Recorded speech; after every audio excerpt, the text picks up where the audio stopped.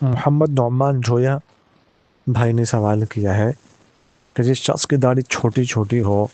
وہ اذان کہہ سکتا ہے کہ نہیں کہہ سکتا؟ ایسا شخص جو داڑھی کاٹتا ہو یا کٹواتا ہو تو اس شخص اگر وہ اذان دیتا ہے تو اذان تو اس کی ہو جائے گی،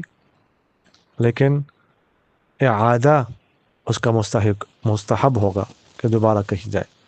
لازم تو نہیں ہوگا، اذان ہو جائے گی، اذان کہہ سکتا ہے، لیکن دوبارہ اگر لٹائی جائے تو یہ مستحب ہے، لیکن واجب کوئی نہیں، بہرحال اگر اذان وہ دیتا ہے تو اس کی اذان ہو جائے گی۔ جزاکم اللہ خیر۔